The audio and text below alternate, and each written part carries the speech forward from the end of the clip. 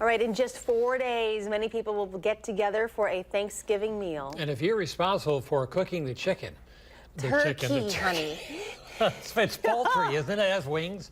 Anyway, turkey. There are a few things that you should know. You should know the difference between a turkey and a chicken. That would be a great start. Here's Mary Jo at Donna's house in Verona.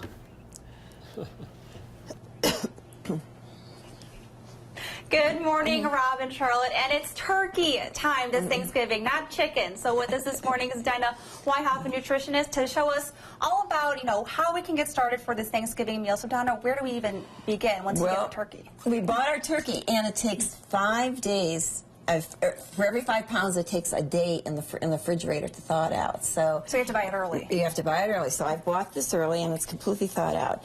And I'm going to do it in the sink and take the wrapper off. Now, some people say you shouldn't wash the turkey, but I really don't believe that because, look at it, it's pretty yucky. Oh, yeah. And what I'm going to do is release the legs and take the insides out. So some people forget to take the insides. There's stuff inside? There is. Oh! What is that? That's the turkey neck. I'm going to discard it. Some people like to cook it. And then at the other end, there's a package of gizzards. And so I discard that, and then I wash it. Now, you can see that in this particular turkey had a pop-up, and it pop-up broke. So we're not going to rely on the pop-up. So we're going to wash the turkey. We're going to wash it inside and out. Is there a certain amount of time you should be washing it for to keep it clean? Yeah, but the thing is, you must keep it in the sink area.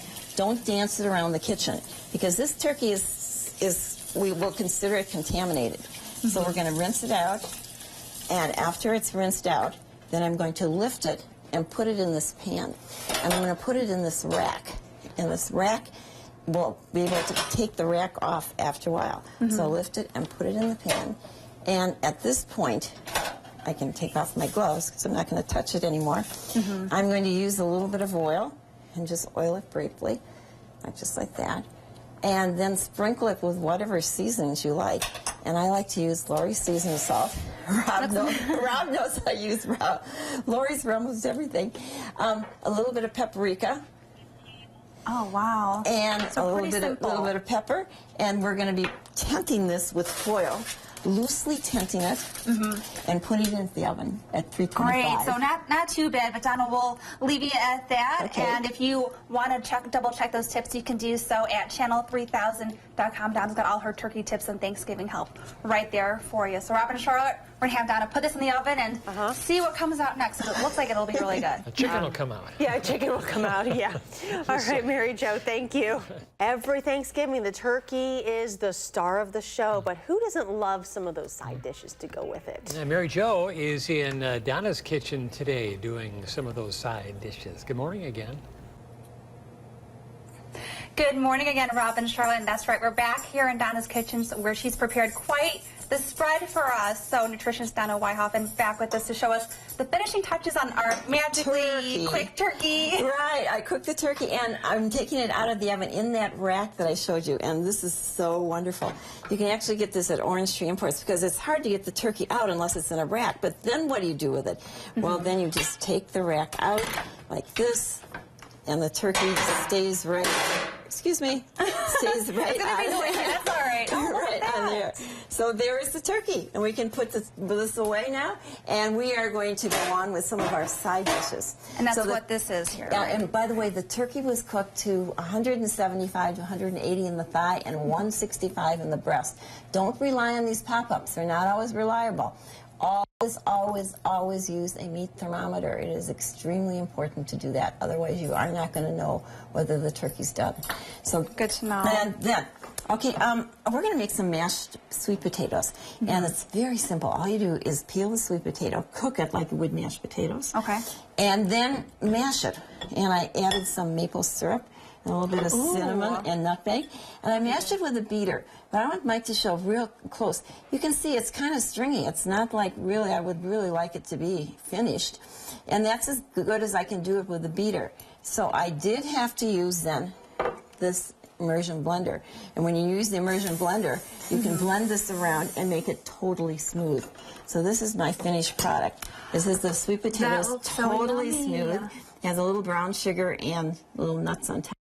So it is nummy, and especially with the maple syrup. So I call it my maple mashed sweet potatoes. I've heard good things about this, and it looks delicious, and you don't see that stringy No, that's texture stringy. to it. And then I made cream spinach, and the cream spinach is made with a white sauce. And you can serve it just like this, but a really nice fancy way to do it would be to buy these little phyllo shells and then put the spinach in here. And it looks like you worked all day making something fancy, and it is really a fun way to eat your spinach. And make people at home think you even put more time into Thanksgiving dinner. But Yeah, and thank this you is- so much, Donna, for letting us in your home and sharing all this with us. I have some more. We'll be back more with- dishes, I so we'll know. come up with more. I know you have plenty to show, and I know everyone at home can't wait to see them. But thank you again for bringing us in, and you can check out all of Donna's recipes and her Thanksgiving tips at channel3000.com. And Robin Charlotte, like Donna said, and you can see there's a lot to talk about and see here coming up at 6:45. Donna's never done. You know, she's always got something up her sleeve. Never, no. All right. Thank you.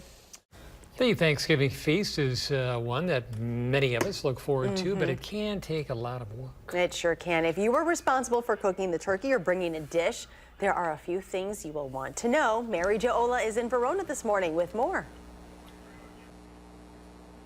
Good morning again, Charlotte and Robin. Obviously, a few things to want to remember this Thanksgiving. So, of course, we're in the right place. We're here in Donna Weihofen's kitchen right in Verona. So, thank you, Donna, for inviting us over. You're welcome. And I know we've been working on the turkey. There are a few things you wanted to remind folks at home that. Yes, it's really extra brown. Remember, we put this aluminum foil over it, tenting it for most of the cooking period, and at the end, probably the last half hour, I took it off, and if necessary, turn up the temperature in the oven so that it gets really nice and brown. And again, remember to use the thermometer. And Mike is showing that side of the turkey, but I'm going to flip it around and show you. You're going to give away the what secret. Mike ate. Well, no one was looking, so that's what Mike was eating. Well, you were away. So, Robin, I'm sending that back to the studio, but know that I didn't eat it. Mike did. We can attest that it's really good. I'm going to So- make gravy, and I'm going to use this gravy separator. You can buy this also at Orange Tree. You take the drippings from the turkey and pour it in here, and the bottom is the juice, and the top is the fat. And so if you put the juice into the pan, and then you stop right before the fat hits, that's it, you will have a fat-free gravy. Oh, wow. Now, this is just liquid, and so how do you make the gravy? Well, it's a flour and water solution here, maybe about a fourth of a cup of flour in here. So not very much. Well, you have to make it fairly thick. You want it to be thick enough so that you put it in the pan. And when this comes to a boil, you put the flour and water solution in here, and it's all smooth. Mike said he made it by just putting the flour in, and Mike, that's not the way to do it. Do it with the water, mix it up, and then you'll have this gorgeous, smooth gravy. So cook this until it boils. Add as much flour and water as you need to make it thick. And that's how easy gravy is. People are so intimidated by it, and it's so super easy. Oh, neat. I have some other side dishes. All of these recipes are on Channel 3000. This is a cranberry chutney, and I have pears in this one. It's a really nummy cranberry side dish. I have baked the green bean casserole, which is homemade. In case you don't want to use the canned green beans and the canned onion rings, I show you how you can make them from scratch. And of course, Perfect. and the make-ahead mashed potatoes. The make-ahead mashed potatoes I've been making. Those are your big hits, for right? 20 years. Now, a lot of people have copied my make-ahead mashed potatoes, and they put lots of butter and cream in it. You don't have to do that. It's low-fat sour cream and low-fat cream cheese, and you don't need any butter, and so it's a really great side dish. And you This can has make all them been ahead. so great. And make Thank it ahead. you. Make this ahead, make it ahead, make it ahead, and you'll be all ready for Thanksgiving. So maybe less of a headache come Thanksgiving, and it's a little guilt-free if it's low-fat and all that. Right, So, right. Donna, thank you again for being with us this morning and inviting us over. You're You can check out all of welcome. Donna's Thanksgiving turkey tips and recipes right there at channel3000.com. Robin Charlotte, and we will attest that the turkey is delicious. Okay. You have to know that. Super moist. So you have to take some home. All right, we're ready for it. Thank you, ladies.